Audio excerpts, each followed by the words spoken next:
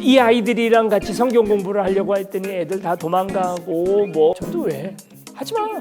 정수리를 보면서 설교해야 돼요. 다 숙이고 있어요. 여기 정수리를 보면서 공포감이 느껴지는 거예요. 불가능해요. 이 영상이 좋아요 100개가 넘어가면 여러분 목사님도 할 수 있어요. 네.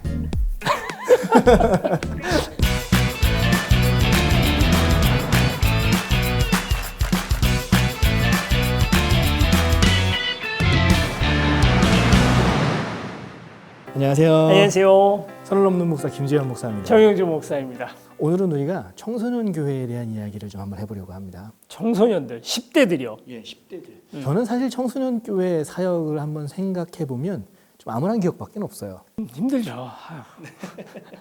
사실 제가 뭐 이렇게 어디 사역제를 가가지고 사역을 굉장히 잘해서 막 부흥시키고 이런 경험은 사실 없습니다. 그나마 그래도 그냥 인원을 유지는 했다. 인원으로만 사역의 성공 여부를 따지자면 유지는 했다. 어떤 사역도 다. 그런데도 불구하고 사역자의 입장에서 뭐 어린이 사역도 해봤고 청년 사역도 해보고 청소년 사역도 해봤는데 사역자의 입장에서 굉장히 어려웠다. 너무 힘들었다 하는 게 바로 청소년 사역이에요. 청소년 사역 하시는 분들 중에도 어쩔 수 없이 하는 분들도 많고 패배주의에 젖어 있는 분들도 많아요. 그 패배주의에 젖어 있는 사람이 저입니다.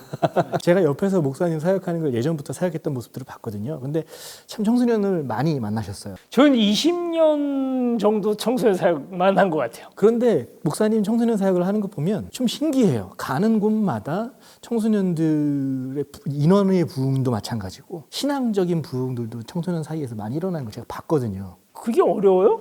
그 되게 쉬운데? 뭐지 이 사람? 저는 청소년 사역하면서 너무 어려웠어요. 그게 청소년 사역이 제일 쉽지 않아요? 청소년 사역하면서 가장 어려웠던 것 중에 하나는 소통이에요. 소통. 그렇죠. 소통의 어려움이 있죠. 저처럼만 생각을 하면 오늘 영상만 보시면 여러분이 청소년 사역을 다들 중간 이상은 하실 수 있게 그런 영상 한번 만들어 보시죠. 불가능해요. 사실 난 청소년 사역은 맡겨진 사람이 있다고 생각해. 청소년 사역을 할 때 가장 중요한 것은 청소년에 대한 이해인데요. 먼저 이렇게 생각하셔야 된다. 청소년은 외국인이다. 나는 선교사다. 다른 사람이라는 거죠. 같은 민족이 아니에요. 저만 해도 개구리 잡아먹고 고기 잡아먹고 그냥 그러고 다니면서 살던 유년 시절이 있었잖아요. 얘네는 태어날 때부터 스마트폰을 들고 태어난 아이들이에요. 우리하고 같은 언어를 사용하고 있지만 물론 언어도 상당히 다릅니다. 그 아이들이 하는 언어들을 우리가 다 못 알아요. 외국어 수준으로 생각을 해야 되고요. 문화, 가치관, 그 모든 것들이 다 달라요. 같다고 생각을 해서 내 기준으로 이 아이를 이해해야지 하고 들어가는 생각부터가 여러분 그거 진짜 원천차단. 그렇게 생각하시면 안 돼요. 거기까지는 인정합니다. 우리 아들만 봐도 이해 안 되는 행동들이 너무 많아요. 그걸 이해가 안 되네라고 해서 이렇게 뚝 떨어지는 순간 아이들과의 소통은 힘들어져요. 그냥 받아들이는 거예요. 그렇구나. 너는 그렇구나.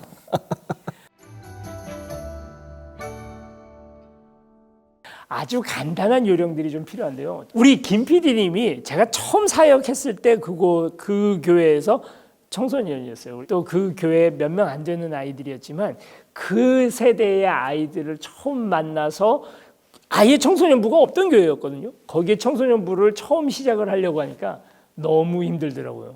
이 아이들이랑 같이 성경 공부를 하려고 했더니 애들 다 도망가고 뭐 사역이 안 되는 거죠. 예배가 안 되고. 저 어느 정도가 됐냐면 그렇게 한 반년 정도 정말 사역을 계속 죽을 쓰고 있다 보니까 나는 사명받은 게 맞나? 나 이거 신학교 그만 다녀야 되는 게 아닐까 하는 멘붕이 왔어요. 그러다가 어느 정도가 되냐면 주일날 아이들이 교회를 오면 공포감이 느껴지는 거예요.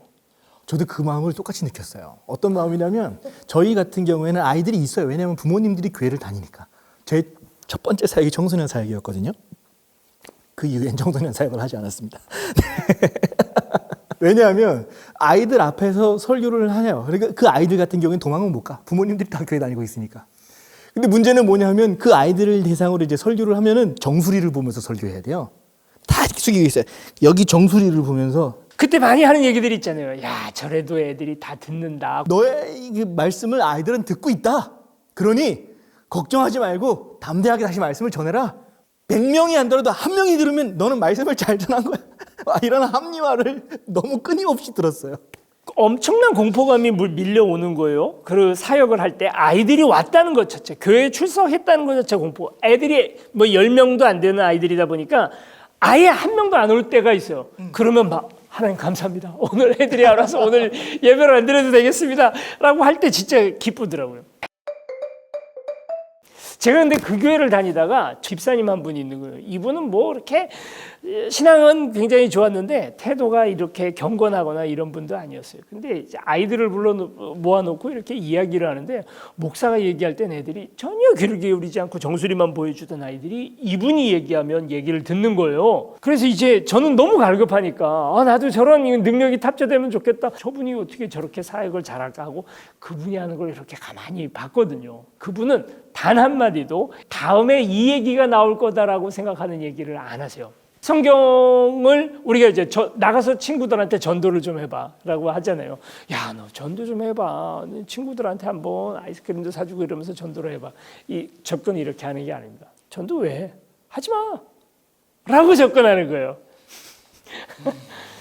무엇을 이야기를 하건 이 아이들이 당연히 저 사람 입에서 나올 거다라고 하는 뻔한 이야기. 청소년들은 그것으로 접근을 할 때 마음을 닫으라는 이야기인 거예요.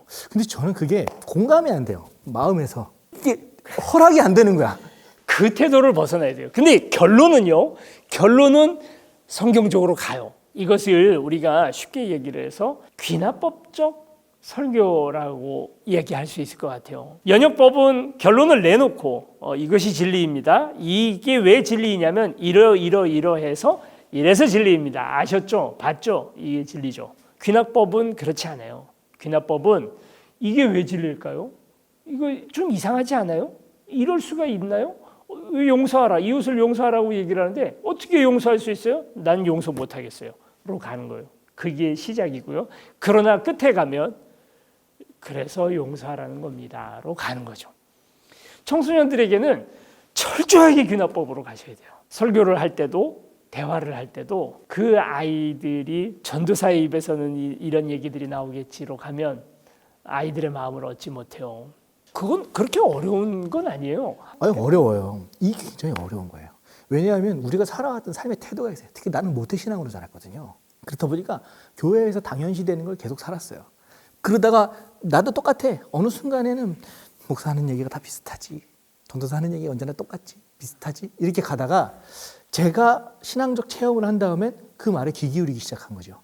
그러니까 처음부터 그렇게 목사님처럼 귀납법식으로 막 치고 나가는 분한테 배운 게 아니라 이 과정에서 그냥 자연스럽게 저는 신앙이 받아들여진 거예요. 그 청소년 사역하시는 분들이 그걸 한번 깨보실 필요가 있어요. 예수님의 사역을 이렇게 우리가 살펴보면 그분의 12명의 제자들이 있었잖아요. 베드로 한 사람만이 성인이에요. 20대 성인이고 나머지는 다 그보다 나이들이 어려요. 거의 청소년에 가깝죠. 물론 사회적 지위는 다를 수 있어요. 예수님이 했던 설교들을 다 보세요. 다 귀납법이에요. 다 당시 사람들이 랍비라면 당연히 할 만한 말들이 아닙니다. 뭐라고 얘기를 하냐면 모세는 이렇게 말했지만 나는 너희들에게 이렇게 말한다. 이 사람들 다 처음부터 임팩트 강력한 말씀 빵빵빵 치는 거거든요. 그때 당시에 모세 이야기라고 하면 이건 그냥 진실이죠. 진짜 진리요, 진리. 그냥 불변의 진리인 거죠. 모세는 이렇게 말했지만 나는 이렇게 말한다. 뭐? 이런 그렇게 이야기를 하기 때문에 이 청소년들 마음에 불을 지필 수가 있었던 거예요. 여러분들이 청소년 사역에 대해서 패배주의에 많이 젖어 있는 것들, 청소년들은 해도 안 돼. 이것도 안 될 거야. 얘네는 자립도 안 되고 자치적으로 어떤 성경을 읽고 묵상하고 안 되고 뭐 기도도 1시간 2시간 말도 안 되는 얘기하라고 다 생각하시잖아요. 여러분 청소년 사역이 이 아이들을 잘 접근하고 그런 신앙적인 주체로서 세워나가면 놀라운 일을 보게 돼요. 제가 처음 어느 교회에 가서 그 부장 집사님이 그 수련회 이야기를 하다가 수련회 아이들은 1시간 이상 기도는 어렵겠죠라고 얘기해요. 선생님들이 힘들지 아이들은 3시간 4시간 기도합니다. 그리고 이 아이들은 자기 인생을 던질 준비들이 다 돼 있는 아이들이에요. 저는 근데 어떤 면에서는 동의하지만 어떤 면에서는 반대하는 게 뭐냐면 모든 사람이 다 가능하다고 보진 않아요. 청소년 사역에 특화된 사람들이 있어. 목사님 진짜 저는 옆에서 목사님 보지만 목사님 존경스러워요. 그리고 카리스마도 있고 사람을 끌어들이는 힘이 있어요. 그리고 또 한 가지는 그런 틀을 깨는 것이 어떤 면에서는 목사님이 굉장히 좀 유리한 상황에 있는 거죠. 그러다 보니까 목사님의 성향이라는 이 모든 것들이 청소년 사역에 특화됐다라고 보는 거예요. 그렇기 때문에 목사님 같이 청소년을 할 수 있는 사람이 있는가 하면, 청소년 사역을 할 수 있는 사람이 있는가 하면 나같이 안 맞는 사람도 있는 거다. 저는 그렇다고 보지 않습니다. 저는 전혀 동의가 되지 않습니다. 이건 어떤 사람의 카리스마나 아니면 그 사람이 가지고 있는 어떤 달란트의 문제, 물론 달란트가 있는 사람이 조금 한 걸음 더 빠를 수 있겠죠. 그렇지만 그래서 어떤 사람은 안 되고 어떤 사람은 된다라고 생각할 수 없다고 생각해요. 일단은 우리가 가지고 있는 고정관념을 조금 다 내려놓고 청소년은 누구다라고 하는 생각, 아니면 설교는 반드시 이래야 한다라고 하는 그런 생각들만 내려놓을 수 있으면 누구나 다 가능하다. 청소년들이 어른들이나 청소년 사역자들을 싫어한다라고 생각하는 분들이 있지만 사실은 그렇지 않아요. 이 아이들은 자기들이 믿고 따를 수 있는, 또 자기가 이야기하고 있는 것들을 잘 받아줄 수 있는 어른들을 너무너무나 원해요. 그게 어려운 거예요. 진심은 통한다는 건 경험했어. 그래서 이 아이들이 기도할 수 있는 것도 알고 정말로 이 아이들과 철회하면서 같이 막 기도도 해보고 그랬어요. 그리고 이 아이들 데려다 놓고 새벽 예배도 말도 안 되게 와가지고 진짜 새벽 예배까지만 인도에서 같이 하고 막 그랬어요. 근데 그 과정이 견딜 수가 없는 거야. 그리고 그 진심이 정말 통해서 아이들과 함께 막 으쌰으쌰 하면서 막 이렇게 성장해 가는데 지속력이 떨어지는 거예요.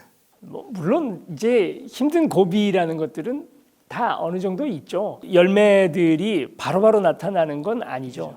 한 가지 얘기하고 싶은 건 이겁니다. 벌써 포기하면 안 된다. 그렇죠. 포기하면 안 되죠. 청소년이 마지막 기회예요. 청소년 시절은 주체적으로 내가 전도할 수도 있고 내가 부모의 영향과 상관없이 교회를 가서 하나님을 인격적으로 만날 수 있는 거의 유일한 세대라고 저는 생각을 합니다. 대학 때문에 아이들이 학원 가느라고 그렇다. 학원 문제는 예전이나 지금이나 똑같아요. 여러분, 그리고 더 웃기는 게 뭔지 아세요? 이제는 아이들 수련회를 안 가요. 이제 수련회 가는 시대가 아니고 수련회로 애들을 어떤 임팩트를 주는 시대는 지난 것 같아요 라고 얘기를 하지만 제가 경험해 본 바에 의하면 강남의 아이들도요 80% 90%가 수련회를 갑니다. 가고요. 옆에 있는 애들이 수련회를 가는데 나는 안 가는 걸 애들 못 참아요. 아직 포기하면 안 돼요. 이 아이들이 희망이에요. 이 아이들 붙들고 가고 이 청소년들 10대 사역을 놓치면 한국 교회도 그냥 놓치는 거예요. 이제는 그냥 나이 드신 분들이 늙어 돌아가시면 교회도 문 닫는 교회가 돼야 되는 거예요. 왜 아직 시도 안 해보세요? 해볼 수 있어요. 아직 해볼 수 있는 거 많이 있는데 아직 안 해본 거예요. 여러분, 목사님도 할 수 있어요. 네.